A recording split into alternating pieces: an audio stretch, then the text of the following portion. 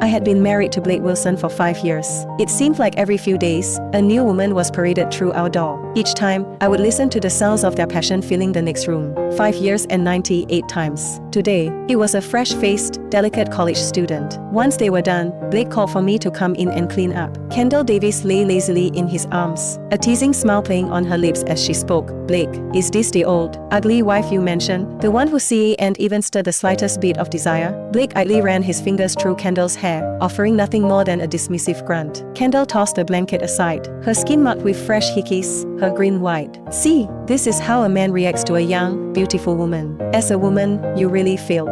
I stayed silent, my gaze fixed on the floor, as I quietly cleaned up the mess. Their laughter echoed through the room, a cruel reminder of the silence that surrounded me. Once I retreated to my room, I pulled out the divorce agreement from the safe. 5 years had passed, and in all that time, it felt as though I had forgotten Blake and I were only bound by a contract. 1 week, just one more week and the divorce would be final. The next morning, I woke early, as I always did. Blake had already called me 3 times, demanding breakfast in his bedroom. Without a second thought, I refused. And you have hands or feet? Should I feed you bite by bite? I ended the call just as Blake stormed into the room, his finger jabbing at me. Laura, who are you throwing a tantrum at?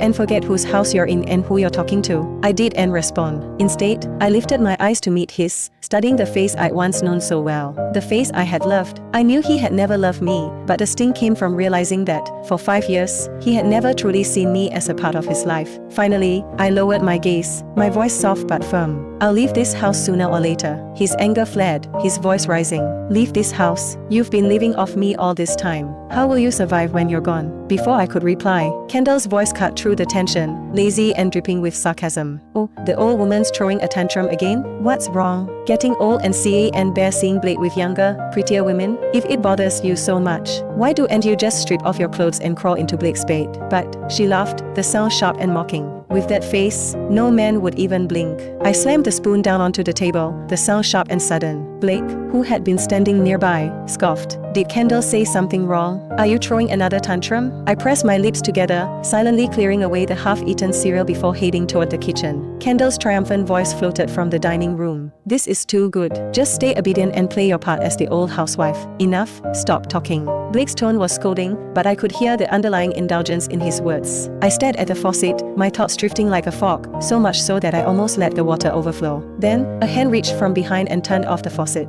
What are you lost in? The voice was too close. When I turned, I found myself trapped in Blake's intense, unreadable gaze. I lowered my head again, focusing on the dishes in front of me. It's nothing. I was just thinking about what comes next after the divorce. Divorce? Blake's voice was laced with amusement. You've been with me since college, playing the dutiful housewife for 5 years. You've been cut off from the world. After we part ways, what will you even do? Housekeeper? Or just a maid cleaning up after everyone else? Those words, sharp and cruel, echoed in my mind, a refrain I had grown all too familiar with. At first, they stung, cutting through me like a sharp blade. I found myself questioning, doubting if I really was as worthless as they painted me to be. But 5 years ago, I was just as young and radiant as Kendall. 5 years ago, my world had shattered. In an instant, my parents were ripped from me in a tragic accident, leaving only me and my 10-year-old brother battling leukemia. Desperation had taken root in me, and there was no choice but to drop out of school. I juggled part-time jobs, anything to afford his treatment. The quickest way to earn money, a nightclub, where I ended up as an escort. When a client humiliated me, a bottle crashing into my forehead, I thought I'd reached the bottom. But then, a hand reached down from the darkness, pulling me out. That was the first time I met Blake. He had appeared like an angel in my life, lifting me from the flames of my misery. And in that moment, he offered me a lifeline, an unexpected marriage contract. $5 million in exchange for 5 years of my life. I agreed. He said he needed a wife to quiet his family's expectations, someone with a spotless past. And that he did and want me out in public often, only allowing me to go out twice a week. I agreed. So, I spent those 5 years almost entirely inside this grand mansion.